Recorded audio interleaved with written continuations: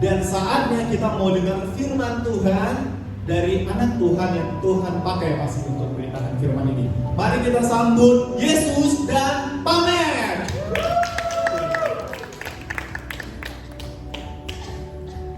Shalom semua. Sekolah transformasi kita baru pulang dari Penida kemarin sore. Wow. Siapa yang ikut? Yang terakhir ikut. Ya, bagaimana? Berpuasa kan? Tuhan beragam puasa. Pasti ada satu kesaksian yang mau sharing sedikit. Ada orang, ada Pak Ade. Selama 3 minggu dia tidak bisa angkat tangannya. Cuman kayak gini harus kayak menolong sama tangan lain kalau dia mau angkat. Sampai dia sangat kecewa, dia sangat sedih sampai nangis karena dia tidak bisa pakai tangan kanannya. Tapi kami doakan dia, khususnya Johan doakan dia. Dan baru setelah itu dia dengan bebas kayak gini. Sampai dia nangis lagi karena dia bisa pakai. Ya Tuhan pasti dimuliakan di sana. Dan ada kesaksian lain mungkin nanti ibu sharingnya. Oke, itu berdoa.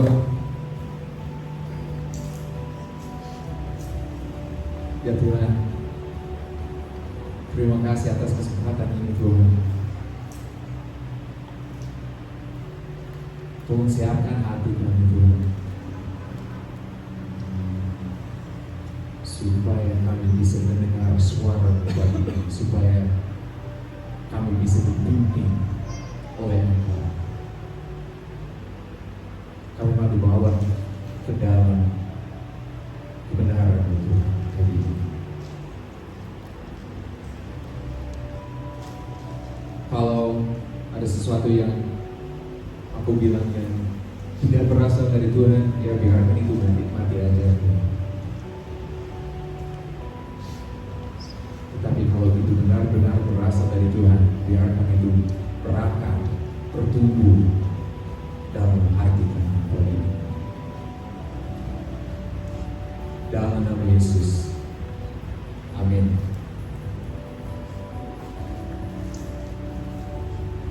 Sudah lama aku bergumul dengan perasaan penolakan.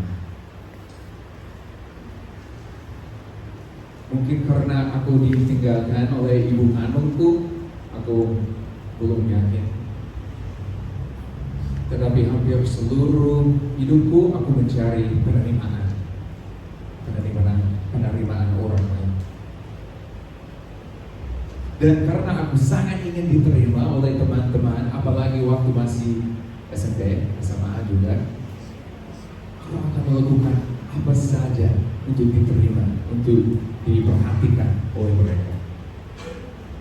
Ada saatnya aku menjadi kayak batu kelas ya, supaya aku yang menonjol. Ada saatnya aku menjadi anak pendiam, supaya aku nggak tahu kayak misterius, dia nggak misterius, kayak pakai penutup jaket gitu. Bahkan ada saatnya aku pakai makeup sedikit karena tidak percaya diri jerawat. Aku malu bilang gitu, tapi itu benar. Kalau itu celana pendek yang trending, aku pakai. Kalau itu celana panjang yang trending, aku pakai. Akhirnya aku juga pakai narkoba dan minum-minum supaya bisa lakukan apa yang dilakukan temanku. Aku benar-benar ingin diperhatikan dan diterima oleh temanku. Aku merasa harus mendepankan penerimaan mereka. Puji Tuhan, beberapa tahun belakangan ini aku akhirnya menyadari bahwa satu-satunya orang yang aku perlu untuk diterima dan dikasihi adalah Tuhan. Dan tidak ada yang aku bisa lakukan untuk mendepankannya. Itu sangat damai bagiku. Puji Tuhan, aku tidak pakai makeup lagi. Haleluya. Sudah dibebaskan. Tapi benar kan bahwa di dunia ini sepertinya penerimaan memang harus diperoleh orang lain. Penerimaan dan kasih biasanya tidak terjadi hanya karena kita ada di bumi ini saja kan. Biasanya kita harus mendapatkannya dengan perilaku, sikap, pencapaian kita. Kita bisa sadar ini hanya sebuah prinsip duniawi, bahwa kita harus mendapatkan penerimaan dan kasih melalui perbuatan kita. Mungkin itulah kenapa begitu susah bagi kita untuk memahami bahwa tidak ada yang bisa kita lakukan untuk dipisahkan dari kasih Allah. Sebagai manusia kita hidup dengan syarat, dengan batasan. Kita memberi dan menerima sesuai dengan apa yang dianggap pantas. Kita memberi ketika kita merasa itu pantas. Rasanya juga susah bagi kita untuk menerima sesuatu ketika kita merasa tidak pantas menerimanya. Selain itu, pikiran kita terbatas oleh logika. Kita hidup menurut apa yang masuk akal di pikiran kita sendiri. Untuk banyak dari kita, kalau sesuatu tidak masuk akal, kita tidak akan menerimanya sebagai kebenaran. Kita tidak akan menerima sesuatu sebagai kebenaran kalau itu tidak masuk akal. Aku tidak akan menerima persamaan 2 ditambah 2 sama dengan 5 karena itu tidak masuk akal bagi aku kan.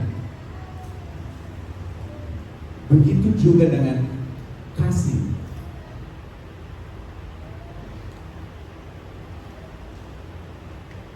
Aku tidak akan memberikan kasih kepada seseorang kalau itu tidak masuk akal bagiku. Kenapa aku menunjukkan kasih kepada orang ini kalau mereka benci sama aku?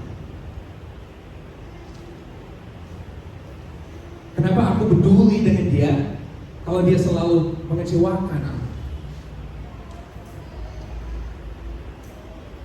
Kenapa aku akan menganggap dia sebagai teman kalau dia tidak pernah menepati janjinya?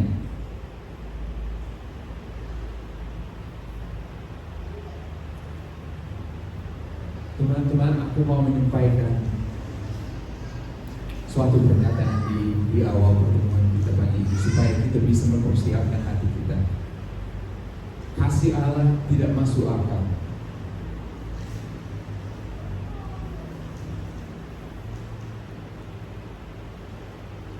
Itu tidak rasional dan oleh standar manusia itu sembrono. Kasih Allah bertentangan dengan apa yang kita percaya dan apa yang sudah diajarkan oleh dunia. Itu adalah konsep supernatural. Itu tidak bisa dipahami oleh pikiran manusia. Jadi, kalau kita mencoba untuk memahami kedalaman kasihnya dengan logika, kita akan gagal.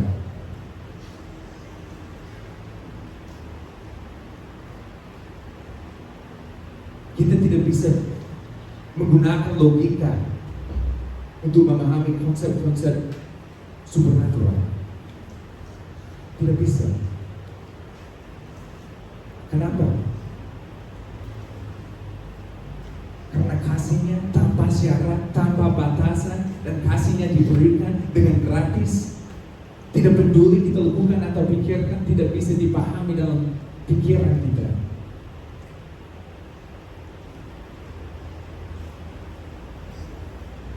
Nah, logika tidak salah dengan sendiri. Pasti. Tetapi kalau kita tidak berhati-hati, logika bisa mengganggu iman kita.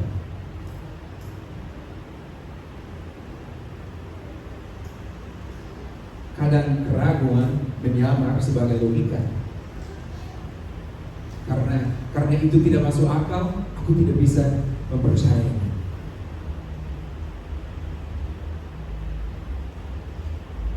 Begitulah kata logika. Tetapi teman-teman, apa kata firman? Kita hidup oleh iman.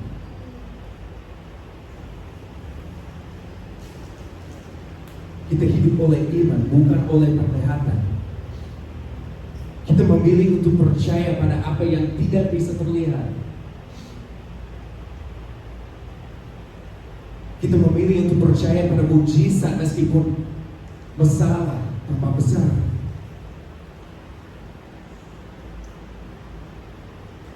Ya, diagnosaku mengatakan penyakit ini tidak bisa disembuhkan. Apakah aku mempercayai manusia yang bilang itu ke aku? Atau apakah aku mempercayai bahwa selalu ada kesempatan untuk sembuh? Logika bilang aku tidak bisa disembuhkan.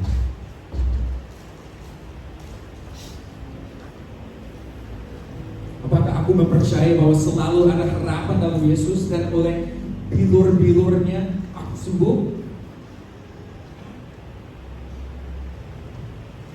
Atau akankah aku dituntun oleh logika dan menerima takdir kematian yang diberi kepada oleh manusia?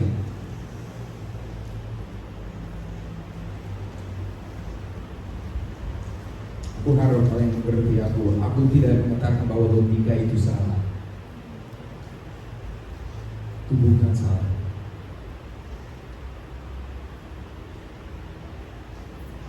Tuhan memberi kita kayak kecerdasan untuk suatu tujuan.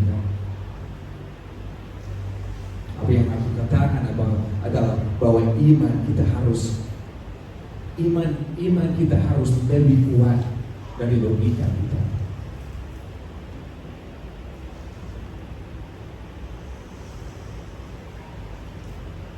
Kalau kita mau memahami konsep-konsep supernatural dan mempercayai firman Tuhan, iman kita harus jadi lebih kuat.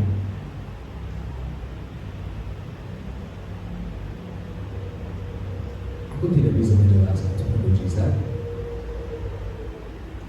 Kalau aku pakai logika aja, pikiranku aja, mungkin itu tidak terjadi aja.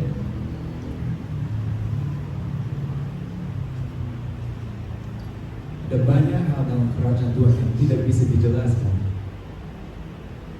yang kita harus menerima dengan iman kita, bukan logika. Baik, mari kita membaca firman bersama. Kita membaca tulisan Paulus tentang kasih Allah dari Efesus pasal 3 ayat 14 sampai 19.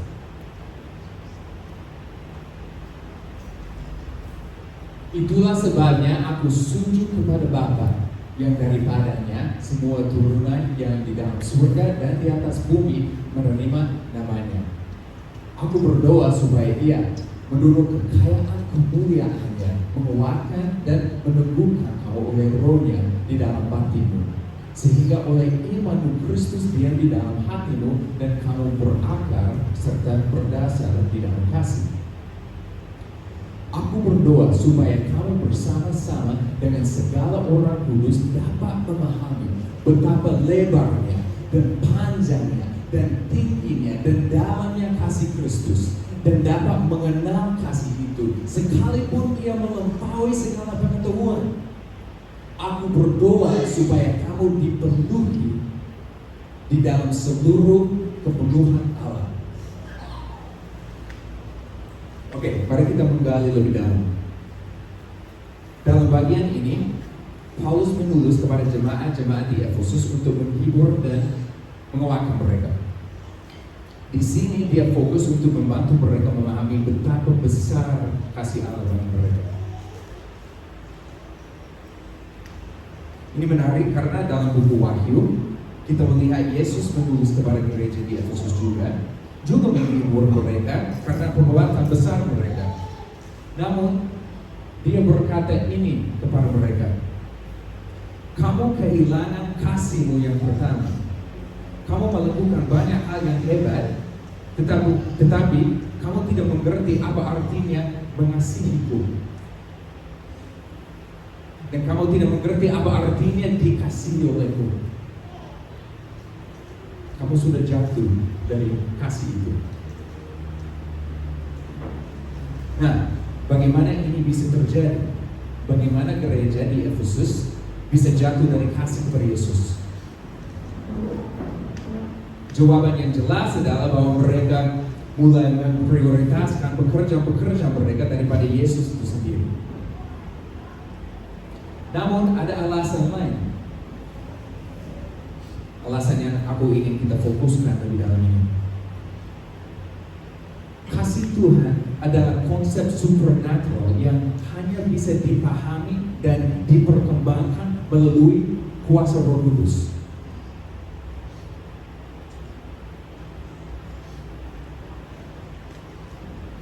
Paulus bilang, aku berdoa supaya kamu bersama-sama dengan segala orang kudus dapat memahami betapa lebarnya dan panjangnya dan tingginya dan dalamnya kasih Kristus.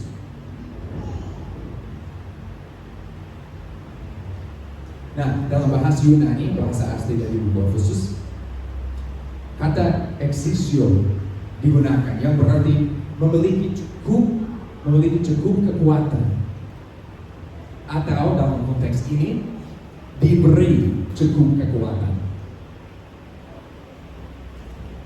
Artinya di sini Paulus mengatakan bahwa dia bersujud dan berdoa bahwa jemaat Efesus akan diberikan kuasa Roh Kudus untuk memahami secara supernatural betapa lebarnya dan panjangnya dan tingginya kasih Allah bagi mereka. Paulus mengerti bahwa kasih Allah tidak bisa dipahami secara logis.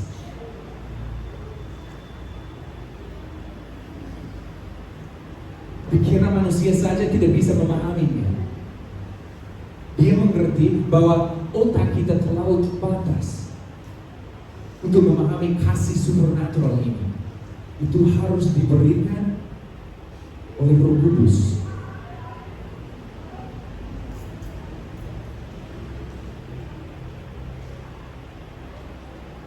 Makanya Paulus bilang, aku berdoa kalian bisa mengenal kasih itu, sekalipun ia melampaui segala pengetahuan.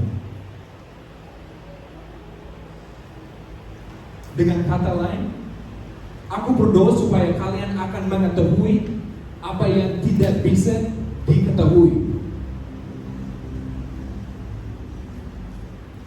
Aku berdoa supaya kalian mengetahui apa yang tidak bisa diketahui.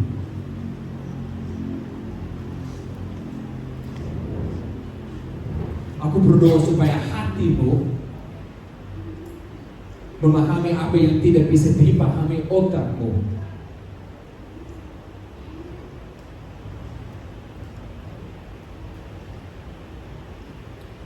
Dua bulan lalu aku baca berita ini dan aku sangat terdampak, sangat terharu, sampai aku sangat ingin mengenal kasih Allah bagiku secara supernatural dalam hatiku. Jadi setiap hari, kadang-kadang beberapa kali sehari, aku minta mimpi dari Tuhan, wahyu tertentu, supaya aku bisa mengalami kasih Allah secara baru, secara besar, sampai Dia memberi mimpi kepadaku. Dalam mimpi itu, aku disalibkan seperti Yesus. Aku berbaring di kayu salib. Ada seorang pria Yahudi yang memalu paku ke tanganku, sampai aku berdarah kesakitan.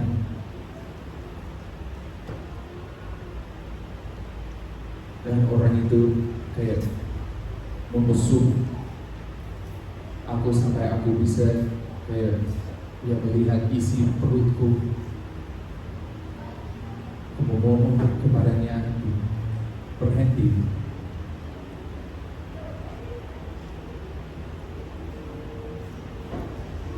Nah,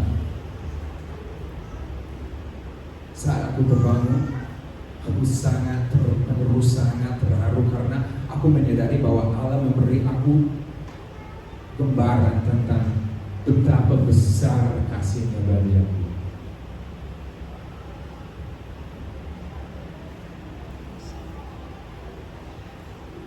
Dia mengasihi aku begitu dalam, begitu besar sehingga Dia kirim anak tunggalnya untuk mati dengan cara yang sangat mengerikan supaya aku tidak perlu melalui.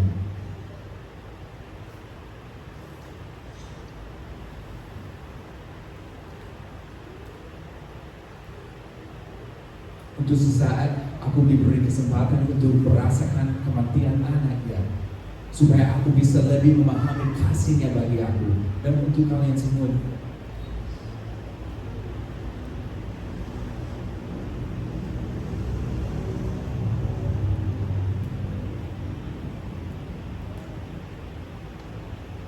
Setelah mimpi ini, aku terus berdoa setiap hari supaya kalian semua juga bisa mengalami kasih Allah secara supernatural, secara ajaib yang hanya bisa diberikan oleh Roh Kudus. Aku berdoa setiap hari supaya kalian bisa mengalami kasih-Nya melalui mimpi juga, melalui perbuatan orang lain, melalui penglihatan wahyu dari Tuhan.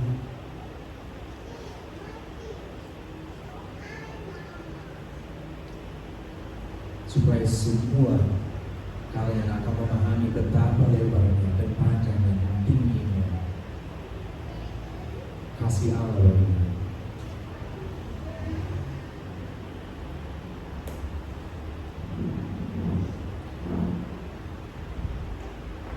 Kasih yang tidak terbatas, kasih yang tidak bersyarat.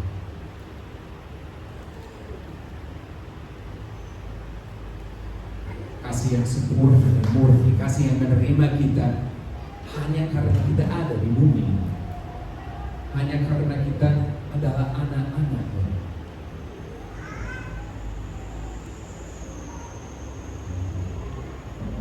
Kasih yang penuh pengorbanan, di mana seseorang rela memberikan hidupnya untuk orang lain.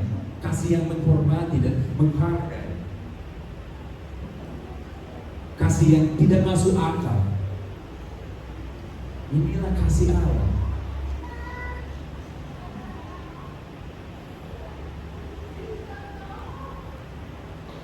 Kalau kamu seperti aku, di mana sepanjang hidupmu pandanganmu tentang kasih sejati dan penerimaan sudah dibantu oleh dunia atau dibatasi oleh logika, aku percaya itu bisa berubah hari ini. Aku percaya hari ini kamu bisa mengalami kasih Allah secara supernatural. Hari ini. Hari ini aku percaya Tuhan bisa berjumpa sama kalian secara luar biasa.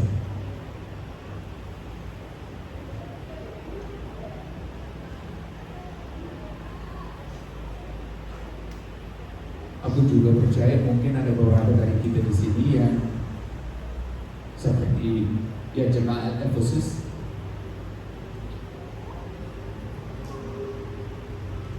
saat Yesus menulis kepada mereka dan bilang, ya apa yang kamu lakukan itu sangat bagus, sangat baik, tetapi kamu jatuh dari cinta sama Tuhan. Yang paling penting bagi dia.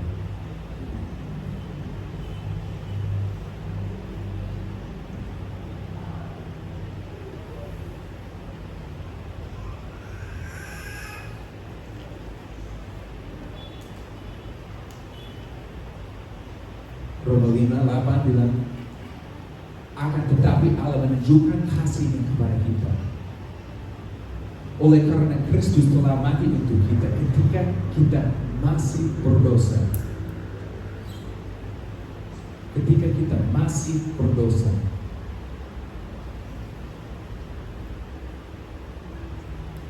Berarti ketika kita masih berdosa, masih tak sempurna, masih sering berbuat kesalahan, masih berpikir hal negatif, masih menghakimi orang lain, masih menyakiti hati orang lain, masih berdosa-dosa, masih nonton pornografi,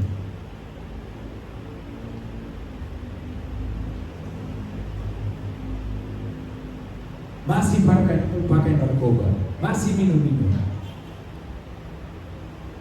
Dia menunjukkan kasih-Nya kepada kita dengan tindakan pengorbanan terbesar yang pernah terjadi.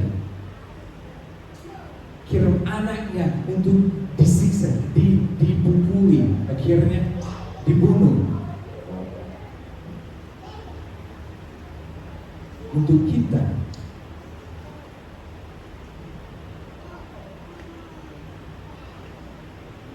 Supaya kita tidak perlu melaluinya.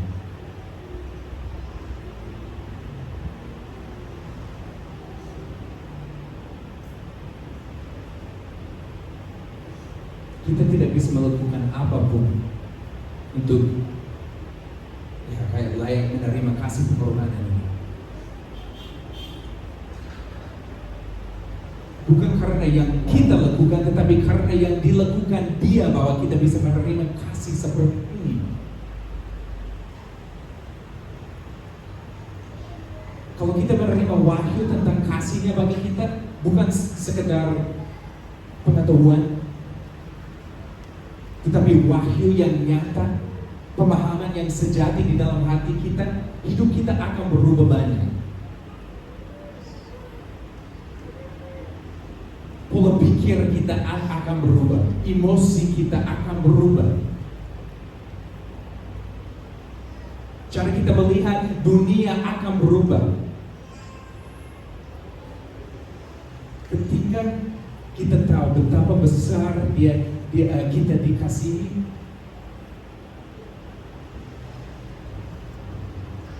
kita bisa mengasihi orang lain dengan sepenuh hati kita juga.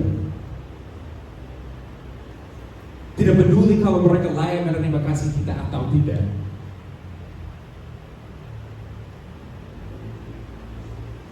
Sebenarnya itu bukan kasih kita yang kita akan berikan kepada orang lain.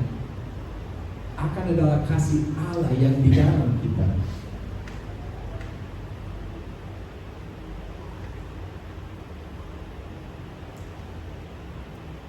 Hati kita tidak mungkin membuat kasih Allah.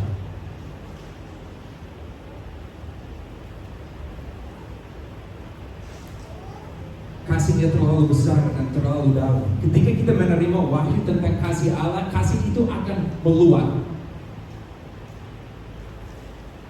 sampai mempengaruhi orang lain.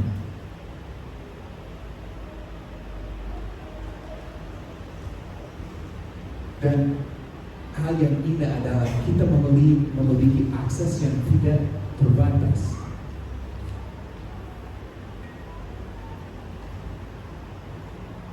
Kita seperti pohon di tepi sungai,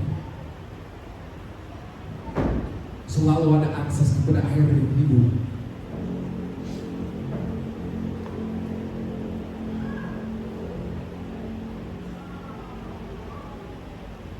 Tujuannya bagi kita supaya Dia sering mencurahkan airnya kepada kita sampai kita meluap.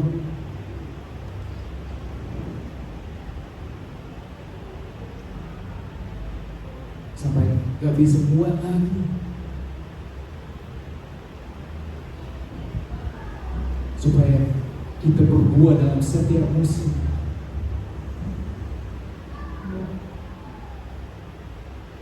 Terus mengasihi orang lain dengan kasih-Nya.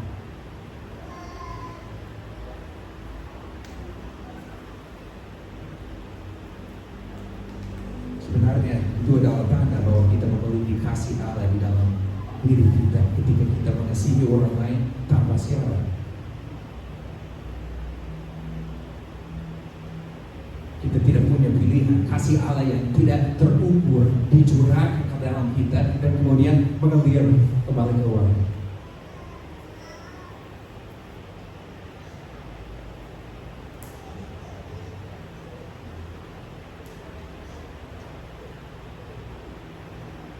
Apakah kalian masih berusaha untuk memahami kasih Allah dengan logika, dengan pikiran?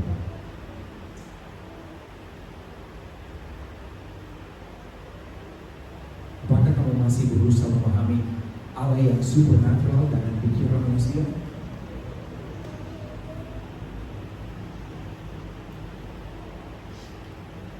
Itu tidak akan berhasil. Kamu tidak bisa menjadi cukup pintar, cukup terdidik, cukup cerdas untuk memahami prinsip-prinsip surgawi.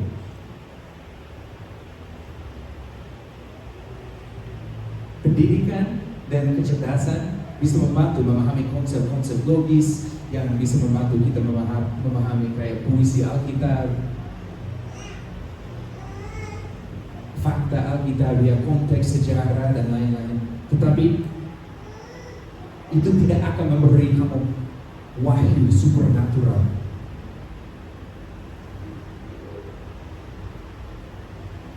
Sama seperti logika tidak akan membawa kita ke surga.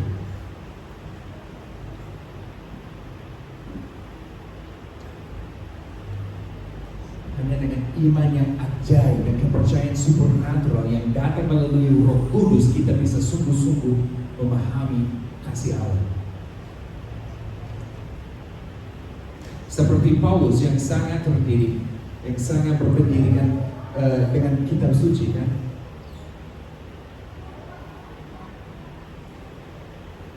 Dia adalah seorang pria yang cerdas, belajar beberapa bahasa, dan memegang posisi tinggi secara agama dan secara politik juga. Namun, dia tidak benar-benar memahami betapa besar kasih Allah padanya sampai dia mengalaminya dengan cara yang supernatural, yang mengubah hidupnya. Setelah dia mengalami keselamatan dari Allah dan akhirnya memahami kasih pengorbanan Allah, bahwa Allah masih bersedia menggunakan dia meskipun dia sudah penjarakan umat Tuhan dan membunuhnya.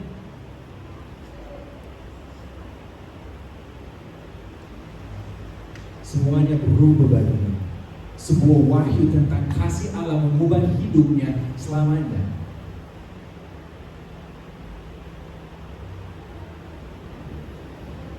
Untuk memahami besarnya kasih Allah dan supaya kasih itu mengubah hidup kita, itu harus datang dari wahyu, datang dari kuasa Roh Kudus.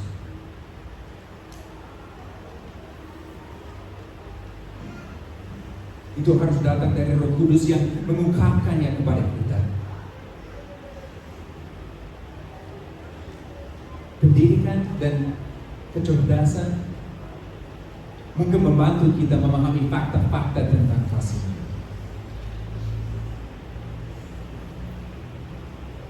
Tetapi itu tidak akan membantu kita mengalami kedalaman kasihnya.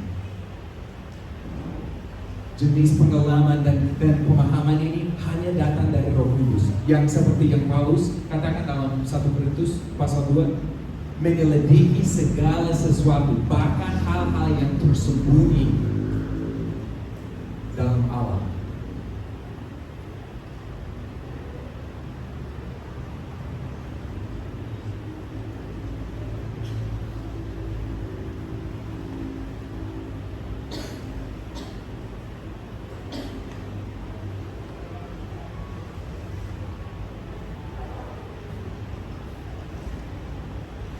Seperti Paulus dijatuhkan dari kudanya dalam Kisah Para Rasul pasal 9 kalau tidak salah.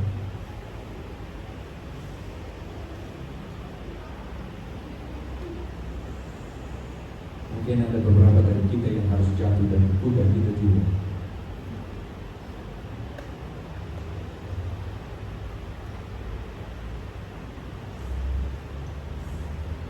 Mungkin ada beberapa dari kita yang ada pengetahuan, kita tahu kayak fakta tentang kasih Allah karena sudah lama besar di gereja atau belajar kata. Kita tahu dari sini kan, di pikiran kita tentang kasih Allah, tetapi ada perbedaan antara mengetahui kata dan mengenal dengan hati kita kasih Allah.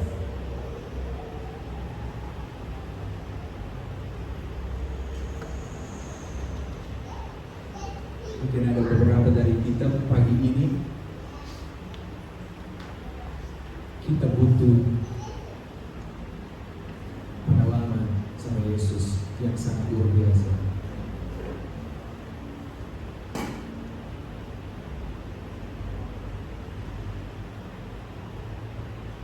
Aku tidak mengatakan tentang kayak perasaan aja, tapi benar-benar berjumpa dengan Tuhan yang hidup.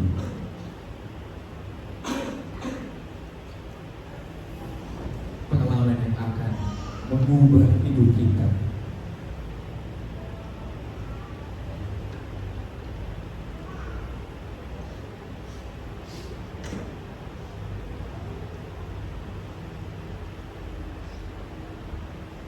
Mari kita ambil 1-2 menit sekarang.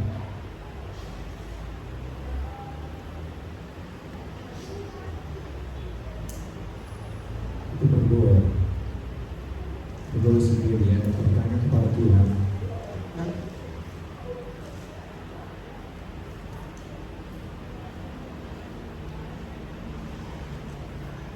Tuhan,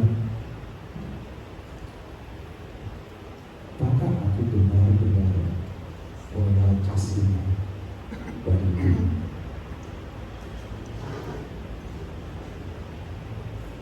Atau sejauh ini aku cuma ada pengetahuan aja?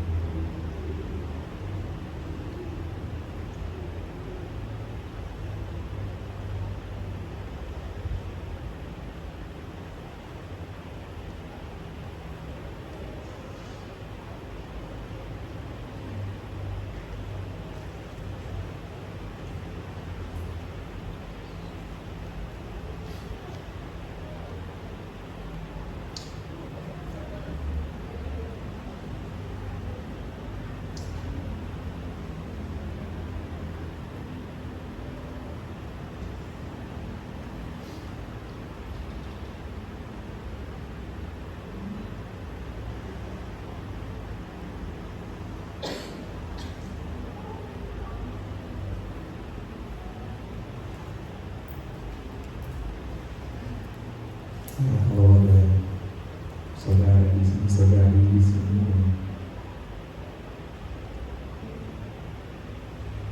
sangat ingin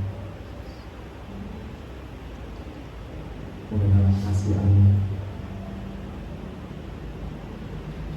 seperti ini, yang sangat rindu kasih Allah yang sangat haus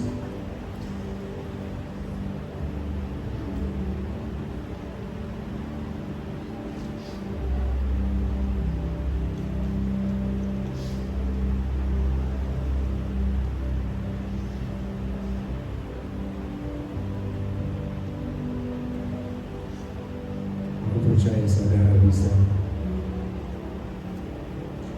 mengenal kasih itu secara baru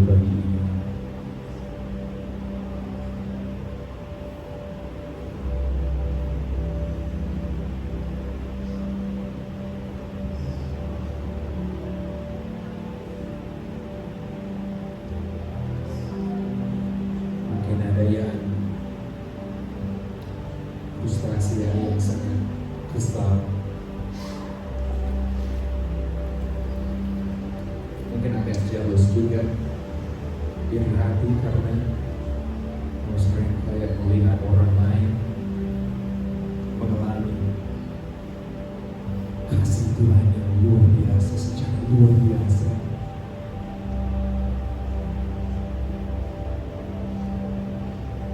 Kamu bertanya kepada dirimu sendiri, kenapa aku tidak bisa mengalami kasih Tuhan seperti itu?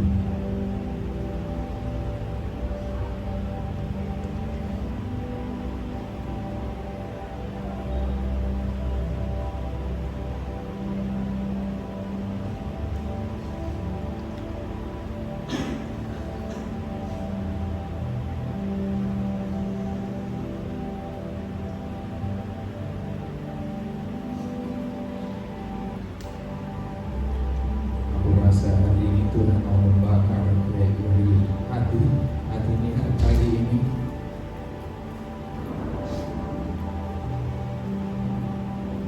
Dan dia mau menunjukkan kasihnya yang luar biasa kepada-Mu.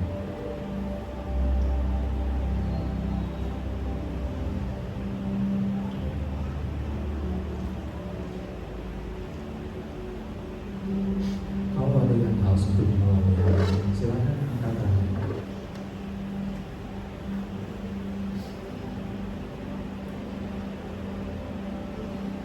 Ada beberapa dari kita, jangan malu kalau mau mengalami kasih Tuhan secara ini, secara baru dalam hatimu. Silakan angkat tangan supaya kita bisa berdoa bersama. Kalau tidak angkat tangan, silakan yang doakan orang yang sudah diingat. Jadi kalau Bang bisa doa.